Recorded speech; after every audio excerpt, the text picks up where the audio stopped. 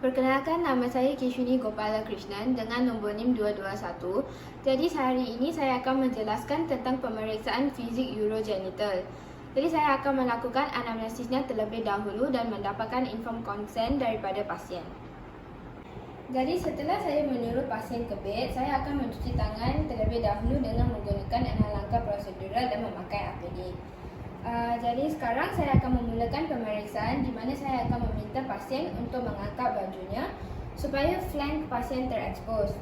Dan saya akan memilihkan pasien ke kiri dan ke kanan untuk melihat jika terdapat perubahan warna, tanda infeksi, bintik merah atau luka terbuka.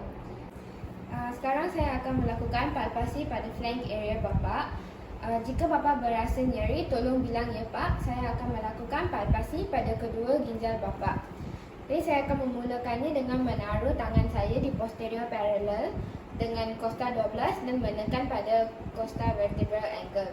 Saya akan menggunakan tangan lagi satu di anterior pada left upper quadrant dan meraba permukaan ginjal.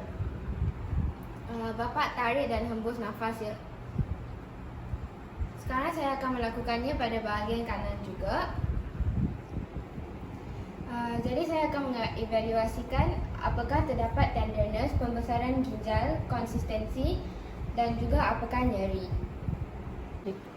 Baik, sekarang saya akan melakukan pemeriksaan ketuk ginjal. Saya akan menyuruh pasien untuk duduk, kemudian saya akan menekan di costa vertebral angle dengan menggunakan 2 jari.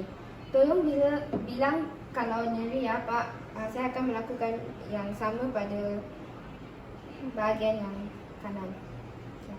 Sekarang saya akan letak tangan kiri di costa vertebral angle, lalu menggunakan tangan kanan untuk pukul dengan kekuatan yang sedang.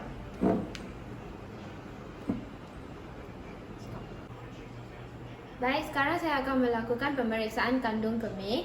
Saya akan menyuruh pasien untuk berbaring di bed dan menurunkan celananya dikit.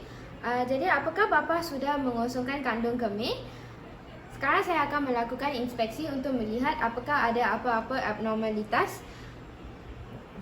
Dan sekarang saya akan melakukan palpasi dengan menggunakan 3 jari dan melakukannya dengan gerakan memutar untuk menilai jika ada masa atau nyeri tekan.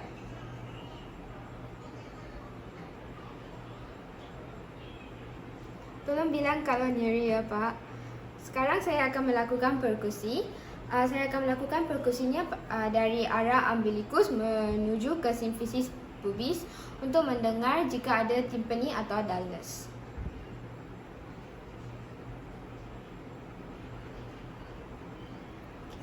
Baik Pak, selanjutnya saya lanjutkan dengan pemeriksaan prostat, di mana saya perlu memasukkan jari telunjuk saya ke dalam anus bapa agar dapat memeriksa keadaan prostat bapa.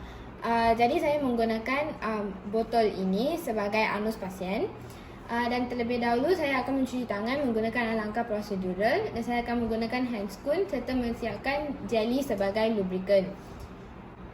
Bapa saya minta untuk melepaskan celananya terlebih dahulu dan mengambil posisi litotomi. Jadi saya akan memulakannya dengan melakukan inspeksi terlebih dahulu. Saya akan melakukan inspeksi di regioperineum dan perianal untuk mengetahui apakah ada tanda-tanda inflamasi atau infeksi. Selanjutnya saya akan melakukan palpasi dengan menggunakan rectal toucher atau memasukkan jari telunjuk saya ke dalam anus bapa. Saya letakkan jari telunjuk saya pada lubang anus pasien dan tunggu sampai sphincter relax. Baru kemudian secara perlahan memasukkan jari ke anal canal dengan arah jari telunjuk ke arah umbilicus.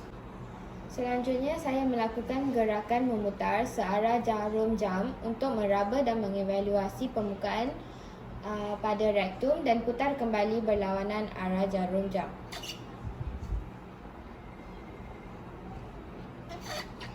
Selanjutnya saya akan mencuba meraba bahagian posterior prostat dan mungkin bapa akan merasa ingin kencing. Mohon ditahan dulu ya Pak. Jadi saya raba bahagian prostat, terdapat sulcus medianus pada lobus kanan dan juga kiri. Dan sekarang saya akan menilai bagaimana bentuk, konsistensi, ukuran dan apakah terdapat pembesaran nodul atau tenderness. Setelah melakukan evaluasi prostat, saya akan menarik jari saya secara perlahan-lahan dan melihat pada jari tangan apakah terdapat sisa lendir, darah maupun fesis. Jadi dari pemeriksaan ini tidak terdapat ketiga hal tersebut. Setelah itu saya melepaskan handscoon dan membuangnya ke tempat sampah. Baik, selanjutnya adalah pemeriksaan genitalia pasien. Jadi saya akan menyuruhkan pasien untuk diri dan membuka celananya terlebih dahulu. Dan saya akan memulakan dengan inspeksi pada penis dan gelang penis bapa untuk melihat jika ada abnormalitas seperti tidak kesimetrisan, kulit penis, nodul, tanda ulcerasi dan apakah ada fraktur atau tidak. Jadi kemudian saya akan melakukan palpasi sepanjang korpus penis untuk merasakan kalau ada tenderness, nodul atau plak. Saya akan menekan gland penis dengan 2 jari untuk periksa gland terminal apakah terjadi postpadia, stenosis atau discharge. Dan kalau ada discharge, saya akan meletakkannya pada glass object untuk melakukan kultur. Kemudian saya akan melakukan palpasi secara perlahan pada skrotumnya dengan memeriksa testis dan epididymis dengan menggunakan 3 jari. Saya akan meraba dan mengevaluasi ukuran, bentuk, konsistensi, tenderness, nodul pada skrotum dan menilai apakah ada dilatasi flexus pumpiniformis. Kemudian saya akan melakukan palpasi pada funiculus dan spermatic cord termasuk vas deferens dengan ibu jari dan telunjuk di epididymis dan superficial inguinal ring untuk melihat jika ada nodul atau bengkak. Saya akan melihat jika ada varicocle dengan palpasi pada flexus pumpiniformis. Jadi pasien diminta untuk berdiri dan saya akan lihat dan raba flexus pumpiniformis pada skrotum kiri dan kanan untuk menggunakan tangan yang kiri dan untuk menggunakan tangan yang kanan. Baik, pemeriksaan sudah selesai.